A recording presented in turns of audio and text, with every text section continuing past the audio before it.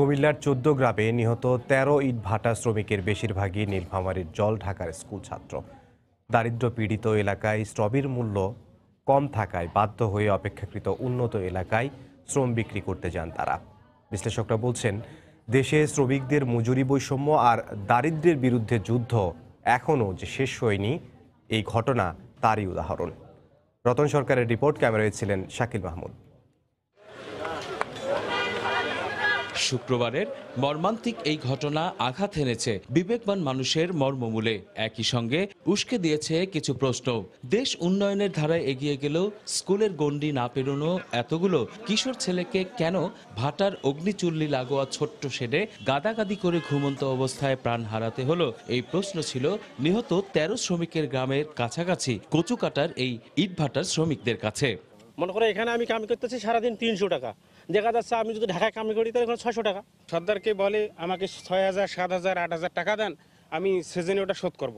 বিশ্লেষকরা বলছেন, দারিদ্র্য সীমার নিচে অবস্থানকারী অঞ্চলগুলোর মধ্যে অন্যতম বৃহত্তর রংপুরের ৫টি জেলার উদ্বৃত্ত শ্রম বঞ্চিত হচ্ছে অপেক্ষাকৃত উন্নত অঞ্চলগুলোতে। কারো মতে দেশের উন্নয়ন ধারার ফাঁক গড়িয়ে কিছু ক্ষেত্রে রয়ে গেছে দাসপ্রথা।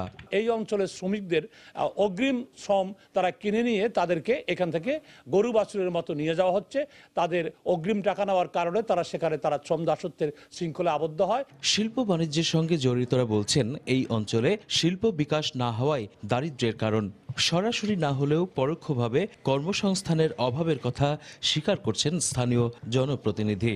এই কাজ যদি আমাদের এখানে করার সুযোগ থাকতো, আমাদের এখানে কর্মসংস্থানের যদি ব্যবস্থা থাকতো, তাহলে এই লোক ওখানে যেত। শুধু মজুরির প্রয়োজনে তারা গিয়েছে তা নয়। সরকারের পলিসি আছে, সেটাকে যদি কিছুটা শিথিল করা হতো তাহলে এই অঞ্চলে ব্যাপক শিল্প কারখানা হওয়ার সম্ভাবনা রয়েছে।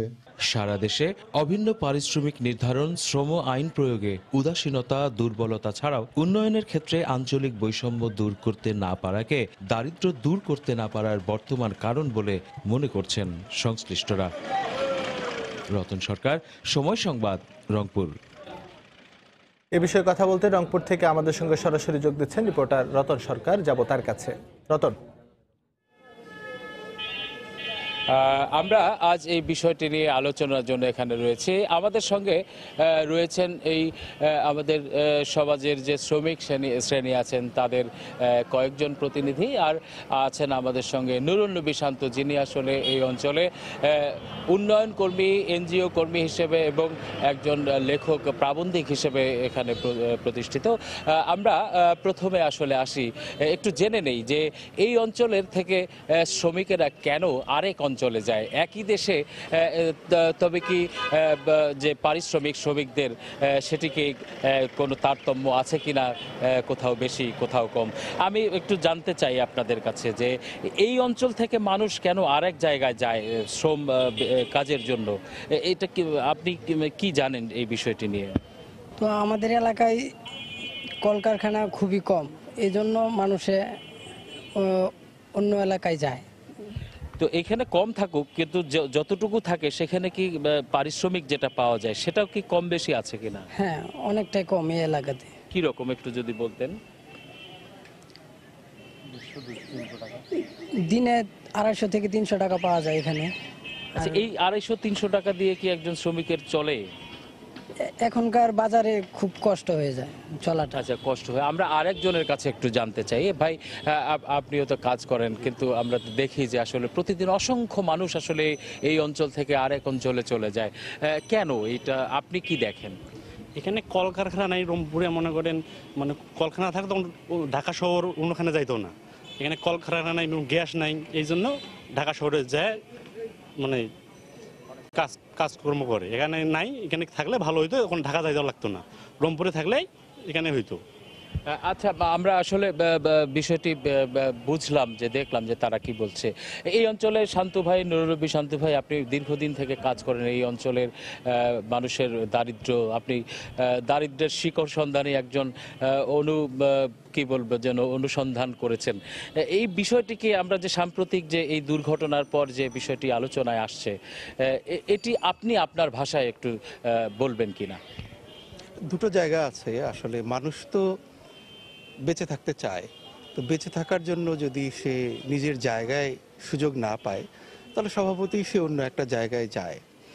এবং হতে পারে আপাতভাবে মনে হয় যে তাকে কেউ বাধ্য করছে না, কিন্তু তার যে আর্থসামাজিক প্রেক্ষাপট পরিস্থিতি এবং এখানে কর্মসংস্থানের যে সংকট, সে কারণে সে আসলে বাধ্য হয় এবং এক ধরনের আমরা বলবো যে এটা জীবিকার দাসে তারা পরিণত হয় আসলে একটা পর্যায়ে, যে কারণে ঝুঁকিগুলো বিশ্লেষণ করার কোনো সুযোগ তারা নিজেরা পায় না।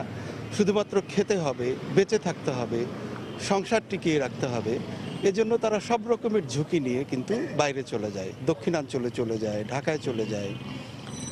দুটো কারণে যায়, একটা হচ্ছে যে আমাদের এখানকার থেকে ওখানে মজুরি বেশি পাবে, আর একটা কারণ হচ্ছে যে অনেক সময়ই হয় যে আমি বাধ্য হচ্ছে শ্রম বিক্রি করতে, আমার আত্মসম্মান বোধ সেটা আসলে আমার নিজের জায়গায় আমি যদি এই শ্রমটা বিক্রি না করে অন্য জায়গায় যাই, তাহলে আমার পাড়া প্রতিবেশী আশেপাশের কেউ দেখতে পাচ্ছে না যে আমি কি করে খাই। এই যে এক ধরনের সামাজিক দৃষ্টিভঙ্গিও কিন্তু এর পেছনে আছে, যেটা আমাদের এই বাধ্য করে দাস হয়ে উঠতে আসলে। আচ্ছা, বিষয়টা কি আমরা আরেকভাবে দেখতে পারি কিনা যে এই অঞ্চল কেন সারা দেশের মতো এই অঞ্চলেরও উন্নয়নের যে ধারা সেটিকেও কিন্তু অস্বীকার করা যাচ্ছে না। বিষয়টা কি এইভাবে কি মূল্যায়ন করা যায় যে আসলে মানুষের এই উন্নয়নটা আসলে উন্নত জীবনের স্বপ্ন দেখায় মানুষকে, যার কারণে আসলে মানুষ অতিরিক্ত রকমের ঝুঁকি নিয়ে থাকে বা তার অবস্থার পরিবর্তনের জন্য তারা আসলে অনেক চ্যালেঞ্জ গ্রহণ করে থাকে? দুটো দিক আছে, একটা হচ্ছে যে আমাদের রাষ্ট্রীয় পলিসিটা কি, স্ট্র্যাটেজিটা হচ্ছে আমাদের প্রবৃদ্ধি বাড়াতে হবে। তো প্রবৃদ্ধি তো প্রত্যেকটা নাগরিকের যদি আর্থিক অবস্থান না উন্নত হয় তাহলে সেই প্রবৃদ্ধি জায়গায় কিন্তু আমাদের ব্যক্তি নাগরিকের আসলে কোনো লাভটা হয় না।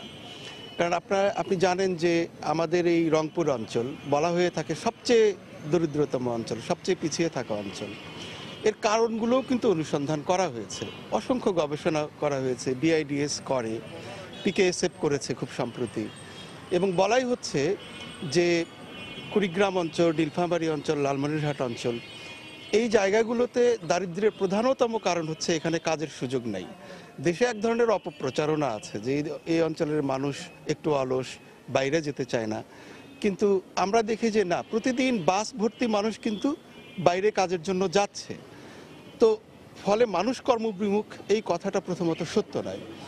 দ্বিতীয়ত হচ্ছে তারা এখানে কাজ খুঁজে পাচ্ছে না, যাক কাজ নিশ্চয়ই কম আছে বলেই এখানে কাজ করার লোক অনেক বেশি, ফলে সস্তায় কিন্তু এখানকার নিজের মানুষেরা তাদের শ্রম বিক্রি করতে বাধ্য হচ্ছে। তো যদি 2 টাকা তারা বেশি পায় তাহলে কিন্তু তারা বাইরে যাবে। তো বাইরে গেলে কি হয় যে তার অঞ্চল সবসময় পিছিয়ে পড়ে আছে, এটা যেমন একদিক থেকে সারা বাংলাদেশে প্রকট হয়ে ওঠে, আর এক দিকটা হচ্ছে যে আমরা যে অনেকদিন ধরে সন্তুষ্টিতে ভুগছি, যেখানে মঙ্গা দূর হয়ে গেছে, এটা আসলে একেবারেই বাইরের একটা চিত্র। না, একটা সার্বিক উন্নয়নের বিষয়টি আসলে সবারই স্বীকার করে, এবং এখান থেকেও আমরা সাধারণ মানুষের মধ্যেও দেখেছি যে আসলে এখানে মূল বিষয়টি যেটি উঠে আসে শান্ত ভাই, যে এখানে কর্মসংস্থানের যে সংকট, আমাদের এখানে বাইরে কিন্তু ব্র্যান্ডিং করা হয় যে এই অঞ্চলে বিনিয়োগ আকর্ষণের ক্ষেত্রে দেখা যায় বলা হচ্ছে যে এই অঞ্চলে সস্তা শ্রম, এটিকে আকর্ষণ করে কিন্তু বিনিয়োগ আহ্বান করা হচ্ছে, যেটি আমি জানি না এটি আসলে কতটুকু মানবিক বা এই বিষয়টিকে কতটুকু আসলে প্রকাশযোগ্য বিষয়। তারপরেও এটি করার পরে কিন্তু এই অঞ্চলে কর্মের সংস্থান তৈরি হচ্ছে না। আজকে আমরা যদি বলি যে এই স্থানটিতে দুর্ঘটনাটির এলাকা, সেখানকার যিনি সংসদ সদস্য তিনি কিন্তু একজন বড় গার্মেন্টস ব্যবসায়ী। আমার দৃষ্টিতে সেখানে আমি যেটি বুঝেছি, সেখানে তার একটি কারখানা ওখানে করা হলে কিন্তু ওই এলাকার মানুষ বাইরে যেত না।